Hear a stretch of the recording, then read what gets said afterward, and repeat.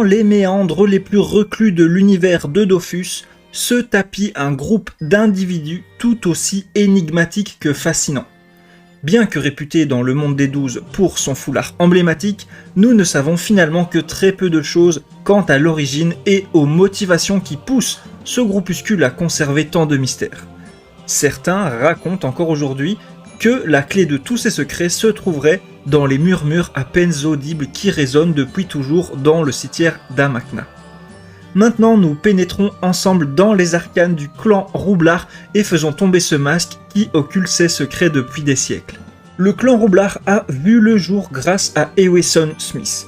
Son nom fait référence à la célèbre marque d'armes à feu Smith & Wesson.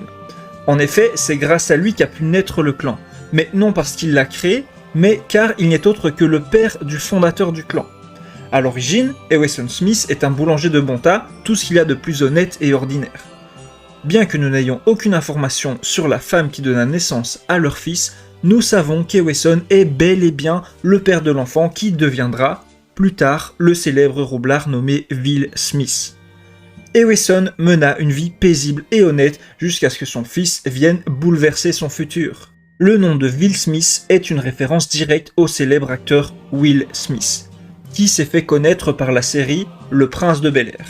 Dans cette série, l'acteur donc Will Smith incarne le rôle d'un jeune adolescent qui va fuir le lieu où il a grandi afin de maximiser ses chances de réussite en tant que fan de hip-hop et de basketball. Ce clin d'œil n'est pas laissé au hasard. En effet, Will Smith est à l'origine l'élève de Krail, un féca nul autre que le grand-père d'Artie. Krail prit possession du Dofus pourpre au Darkvlad, qui est l'une des personnalités du demi-dieu Gultar, fils du dieu Yop. De ce fait, Krail est devenu le protecteur du Dofus pourpre. Will finira par quitter Krail, guidé par son impatience. Il souhaitait devenir plus puissant, et la tutelle de Krail ne lui suffisait plus. C'est avec cet objectif qu'il a rejoint Jol, le maître de Brakmar. Jol est un dieu, à la fois maître de la ville tyrannique, mais aussi le protecteur du mois de décembre, au service du roi des démons Roshu. C'est Roshu lui-même, afin d'avoir une influence sur le temps, qui conféra à son fidèle ce rôle en griffant l'horloge Xelor dans le but d'y inscrire le 12e mois décembre, qui sera donc sous la protection de Jol. Il fit d'ailleurs le seul démon ayant parvenu à se hisser parmi les gardiens des mois. Jol se servit de Will et le contraignit à capturer son ancien maître Krail à l'aide de troupes brakmariennes, et ce dans le but de récupérer le Dofus pourpre que Krail avait en sa possession, ce que Will fit sans aucune hésitation et surtout sans aucun remords envers son vieux maître qui lui avait pourtant tout appris. En revanche, Will n'apprécia pas que Krail soit torturé et traité comme un moins que rien. Cela montre qu'il avait tout de même un certain respect pour son maître, mais que Will plaçait son ambition au-dessus de ses sentiments.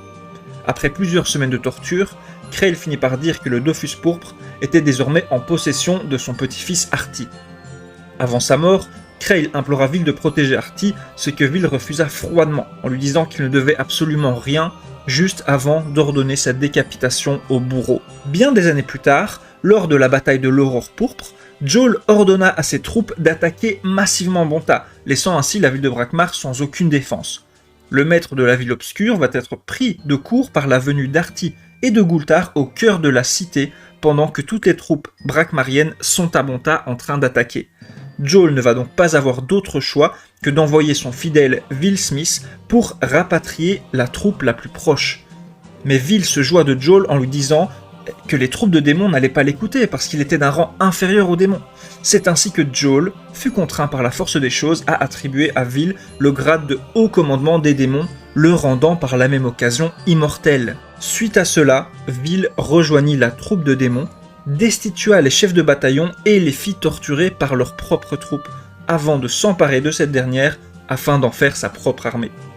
Will ne rejoignit pas Brakmar, tournant ainsi le dos à Jol qui attendait des renforts au centre de la cité sombre.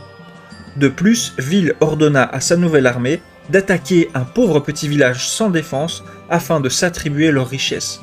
C'était une manière de fidéliser les démons qui, bien qu'ils n'avaient aucun remords à tuer des innocents, obtiendraient des richesses grâce à leur nouveau dirigeant, Will Smith. Ayant tourné le dos à Jol, Will va être aidé par Raval, le protecteur du mois de Septange. En effet, Joel étant un protecteur de moi non désiré du fait qu'il est un démon, était profondément détesté par les autres protecteurs de moi. C'est ainsi que Raval offra un repère à Vil et à son armée sous le cimetière d'Amakna où Vil et son armée vont pouvoir s'installer.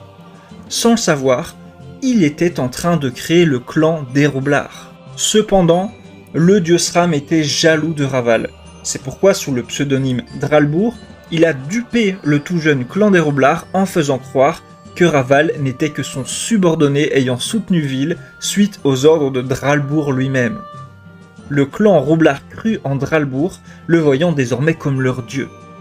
Ils comprirent la supercherie bien des années après, mais le fait que Dralbour ait réussi à entourlouper le clan des Roublards fit naître encore plus d'admiration de la part des Roublards, qui continuèrent ainsi de voir Dralbour comme leur dieu. Par la suite, Vil et son armée ne rejoignirent pas Brakmar mais prirent la direction de Bonta afin d'attaquer la ville et de voler toutes les richesses. Malheureusement pour Vil, bien que son assaut fût une réussite, cette bataille engendra l'invocation des protecteurs des mois. Cela créa une déchirure de la trame temporelle, forçant ainsi le dieu Xelor à remonter le temps grâce à sa magie, et ainsi réduire à néant les résultats de l'attaque de Vil et de son armée. Suite à cette trahison et à cette attaque de Bonta, Ewison Smith, le père de Vil, n'a eu d'autre choix que de fuir Bonta, devenant ainsi un malfrat tout comme son fils. Ewison perda la vie de la main de Dodge, un écaflip de Bonta, dans une simple querelle de nuit en essayant de dépouiller une jeune femme alors qu'il venait de perdre contre elle à des jeux d'argent. Face à cet échec, Vil, qui souhaitait rassembler les Dofus, entendit rapidement parler du danger incarné par le dieu Cornu Molu dans cette quête aux œufs de dragon, et fut contraint de se joindre à ses anciens ennemis, les demi-dieux Gultar et Arti, ainsi que d'autres personnages comme Dodge, Édipe et Lily qui les accompagnaient. Vil se retrouva dans une situation qui est assez ironique, parce que pour poursuivre son objectif, il s'était associé à Dodge, l'homme qui avait tué son père, ainsi qu'Arti, le petit-fils de Krail, ancien maître de Vil, qui souhaitait venger celui-ci en tuant Vil. Mais pour un roublard tel que Vil, la traîtrise et la supercherie étaient de mise afin d'assouvir sa soif de puissance et de pouvoir. Vil ne réussit pas à se rendre véritablement utile dans cette collaboration et ne put pas s'attribuer les Dofus comme dans son plan initial. Mais il n'a pas fini par se battre non plus contre Arti ou Dodge comme on aurait pu le croire. Vil finira donc par rejoindre son clan, là où il réside toujours actuellement grâce au fait qu'il ait réussi l'impossible, devenir immortel et étant ainsi le plus haut gradé de tout le clan Roublard. Par la suite, le clan Roublard commit énormément de méfaits et continue même d'en faire aujourd'hui. Le clan Au-Foulard possède depuis ses propres règles et sa propre hiérarchie constituée de 4 niveaux. Tout en haut de la hiérarchie se trouve le titre de grand maître des Roublards, qui n'est autre que Vil lui-même. En seconde position se trouve le maître Roublard. Il s'agit en fait du bras droit de Vil, qui s'appellerait d'ailleurs directement maître Roublard. Il est donc l'exécutant direct des ordres de Vil. Cet être est très énigmatique. Nous ne savons rien à propos de lui, si ce n'est que son nom que nous connaissons uniquement parce qu'il est écrit dans la charte des Roublards. Ensuite, dans la hiérarchie viennent les nobles. Les nobles du clan des Roublards sont les plus puissants. Ceux-ci sont très souvent issus de la famille Smith qui est connue pour être très forte. Le plus fort de tous les nobles obtient le grade de roi des Roublards. La puissance au combat est d'ailleurs le seul critère qui permet d'obtenir ce grade.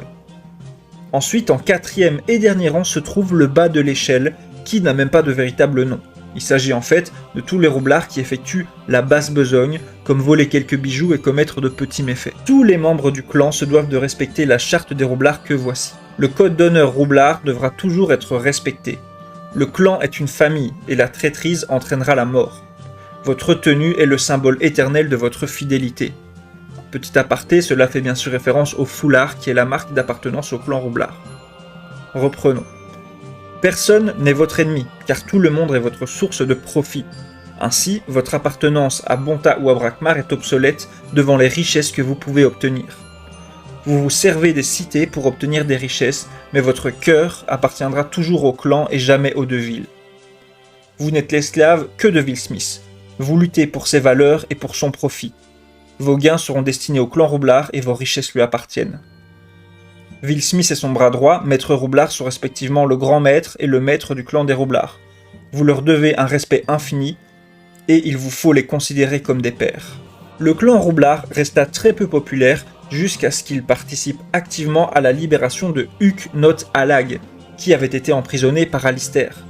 Huk-Not-Alag, un démon censé être à la solde du dieu des démons Rushu. Il avait notamment brisé son pacte avec Rushu en s'attaquant frontalement à des dieux, il est donc très puissant. Il est également connu pour avoir réduit le village d'Amakna entier à l'esclavage en maltraitant ses habitants, parmi lesquels résidaient des femmes, des enfants et des vieillards. Depuis la libération du démon, le clan Roublard est un nom connu de tous et bien plus facile d'accès. On raconte aujourd'hui qu'il suffirait de passer la trappe sous le cimetière d'Amakna en portant un foulard pour en faire partie. Mais attention à vous qui osez la traverser, car vous entrez en terrain miné.